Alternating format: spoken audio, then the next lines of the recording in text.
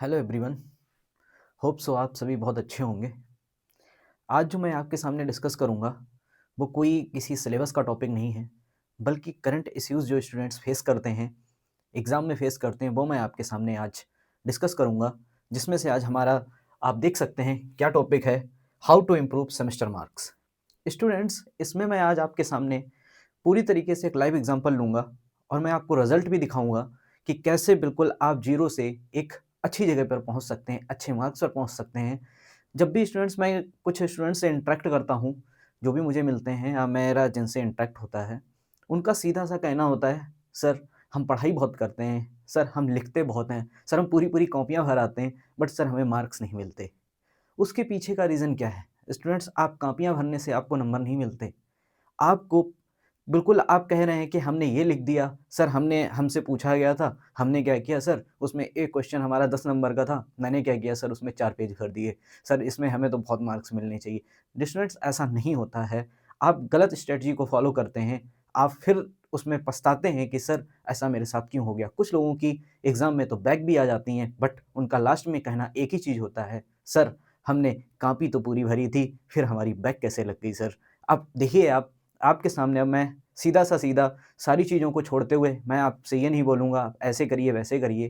पहले आप live example देखिए, उसके बाद जो चीज़ें मैं आपसे बोलूँगा, प्लीज़ उनको फ़ॉलो करिएगा। तो आप हो सकता है एक खराब नंबर से आप एक अच्छे नंबर तक पहुँच जाएँ। मैं आपको दिखाता हूँ। स्टूडेंट्स देखिए, मैं आपको दिखाता हूँ। आज मैं आपके सामने अपना ही खुद का लाइव एग्जांपल लेता हूं और आपको दिखाता हूं कैसे। पहले आप देखिए, खुद ही देखिए, मैं आपको दिखाता हूं सेमेस्टर बाय सेमेस्टर मैं अपने मार्क्स पहले आपको दिखाता हूं, फिर मैं आपको दिखाता हूं कि कैसे मैंने इंप्रूव किया था। ये देखिए स्टूडेंट्स, चलते हैं। ये मेरा जो रिजल्ट है, यहाँ पे आप देख सकते हैं, ये फर्स्ट एंड सेकेंड सेमेस्टर का रिजल्ट है। एकेटी यूनिवर्सिटी का मेरे बीफॉर्म का रिजल्ट है, फार्मेसी का है ये। आप देखिए, मैं आपको दिखाता हूँ। देखिए स्टूडेंट्स, जब मैं इस पर क्लिक करता हूँ, आप देखिए, जस्ट आप फोकस करते रहिए, सेमेस्टर वाइज मार्क्स पर पूरा तरीके से फोकस करिए स्टूडेंट्स। जब ये मेरा फर्स्ट सेमेस्टर का पहला सब्जेक्ट था, ह्यूमन एनाटॉमी एंड फिजियोलॉजी, इस पर आप मेरे मार्क्स देख सकते हैं 48। नेक्स्ट सब्जेक्ट जो है वो फार्मास्यूटिकल एनालिसिस है, जिसमें मेरे मार्क्स आए थे 43। नेक्स्ट सब्जेक्ट था, उसमें मार्क्स अच्छे थे, 66 थे, एक सब्जेक्ट में अच्छे आ गए। और नेक्स्ट जो सब्जेक्ट था उसमें तो मेरी आप समझ लीजिए बिल्कुल ही खराब स्थिति थी। कितने मार्क्स हैं आप देख सकते हैं, जस्ट ओनली 34। स्टूडेंट्स, बहुत खराब मार्क्स थे, आप समझ नहीं सकते। मेरे को कितना खराब लगा होगा जब मार्क्स इतने खराब आते हैं। जैसा आप लोग मेरे से बोलते हैं कि सर हमने पढ़ाई तो बहुत की थी, सर हमने कॉपी तो पूरी भरी थी, लेकिन सर मार्क्स कहाँ चले गए। तो मैं आपको दिखाता हूँ, फिर आप देखिए, एनालिसिस आपके सामने है। फिर आप मेरा सेकंड सेमेस्टर का रिजल्ट देखेंगे, इसमें सीधे से मार्क्स ह्यूमन एनाटॉमी 68 आए हैं। उसके बाद ऑर्गेनिक केमिस्ट्री में 72। नेक्स्ट सब्जेक्ट था बायोकेमिस्ट्री, उसमें 67 है। और नेक्स्ट जो सब्जेक्ट था पैथो में, उसमें 54 है। हो सकता है इसमें से आप कुछ लोग जो वीडियो देख रहे होंगे, कुछ स्टूडेंट्स, वो ये कहेंगे सर हो जाता है एकेटी यूनिवर्सिटी में या बाकी यूनिवर्सिटी एग्जाम में ऐसा हो जाता है कि सर कभी कभी आपके एग्जाम में नंबर कम आ जाते हैं। हो सकता है अगले सेमेस्टर में सर आपका तुक्का लग गया हो और आपके धोखे से सर एग्जाम में मार्क्स जो है वो 9.72 आ गए हों।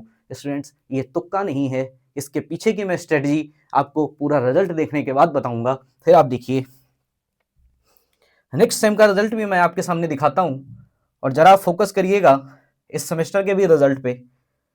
कहने वाले कह सकते हैं कि सेकंड सेमेस्टर में सर आपका तुक्का लग गया था, इसलिए आपके मार्क्स 9.72 हो गए। अब देखिए, मैं आपके सामने थर्ड सेमेस्टर की बात करता हूं। आप अगर सीजीपीए देखेंगे तो 9.59 है। एक तुक्का, दूसरा तुक्का भी मैं आपका मान लूंगा कि हाँ हो सकता है सर आपका फिर से तुक्का लग गया हो। देखिए इसमें आप मार्क्स देखिए, ऑर्गेनिक केमिस्ट्री में 62 आ गए, नेक्स्ट 60, फिर 68, फिर 68 आ गए। ये आउट ऑफ 75 में मार्क्स हैं स्टूडेंट्स। अब आप नेक्स्ट सेमेस्टर देखिए, जिसमें 10 आउट ऑफ 10 सीजीपीए रखे हुए हैं। अभी भी आप बोलेंगे सर तुक्का लग गया क्या। स्टूडेंट्स, आप सीधी सी बात है, आप समझिए इसके पीछे की आपकी स्ट्रेटजी क्या फॉलो करनी होती है। इसके पीछे बहुत सारी स्ट्रेटजी होती हैं जो आपको एक अच्छे मार्क्स तक लेके जाती हैं। मैं अभी आपको स्ट्रेटजी भी बताऊंगा कि आपको क्या स्ट्रेटजी फॉलो करनी है। और देखिए, मैं आपको दिखाता हूं।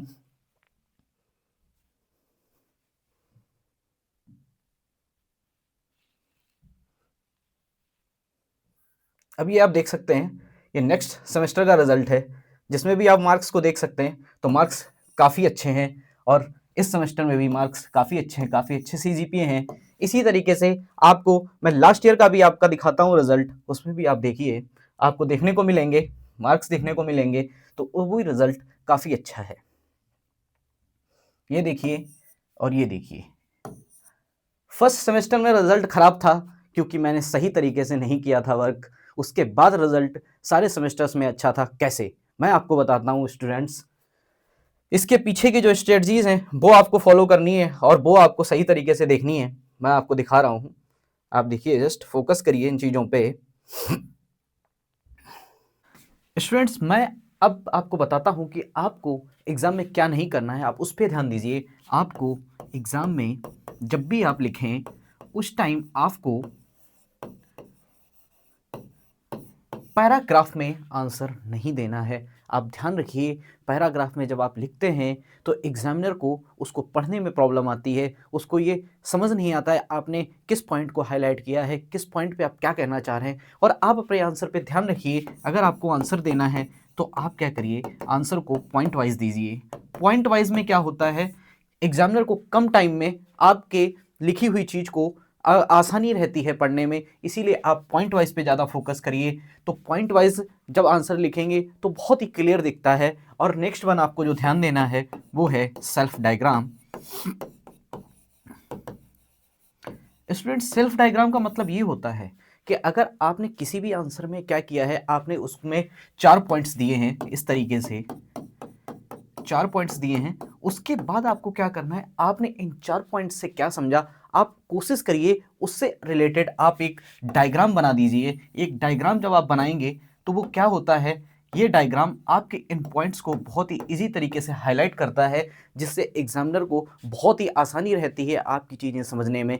आप क्या करते हो, पैराग्राफ लिख देते हो और पैराग्राफ में आपकी राइटिंग बहुत ख़राब होती है, तो बहुत ही जो आपने लिखा होता है वो भी समझ नहीं आता है कि आप कहना क्या चाह रहे हैं। कई कई लोगों के साथ ऐसा होता है, उनको आता बहुत अच्छे से है, उनको सब कुछ पता होता है, लिख के भी वो आते हैं, लेकिन प्रॉब्लम वही है कि आपने लिखा गंदे तरीके से होता है तो वो समझ नहीं आता है। आप क्या करिए, आप पॉइंट वाइज में आंसर देंगे तो सबको समझ आएगा, किसको नहीं समझ आएगा, सबको समझ आएगा। तो आपने अगर इससे पहले ये काम करते रहे हैं तो एक बार इस पे आप जाके देखिए, आपको एक बेहतर रिजल्ट मिलेगा। कोशिश करिए आप, और इसमें एक काम करिए, आप कुछ और भी कर सकते हैं, जैसे कि आप इसमें अपने फ्लो चार्ट्स बना सकते हैं।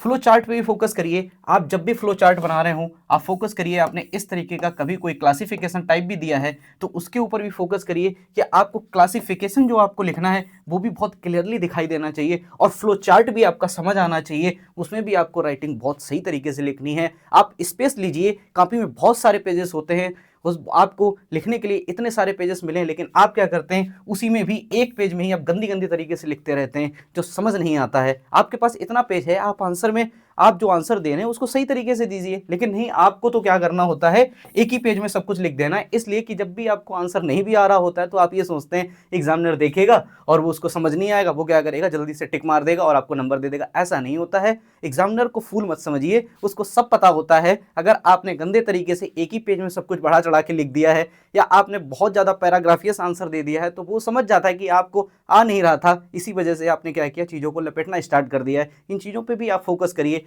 और एक चीज़ पे ध्यान दीजिए, आप सबसे ज़्यादा इंपॉर्टेंट होता है जब आप लाइन लिखते हैं तो उसमें आप उसको हाईलाइट करिए। जब भी आप उसको हाईलाइट करेंगे तो बहुत ही अच्छे से समझ आता है कि आप कहना क्या चाह रहे हैं।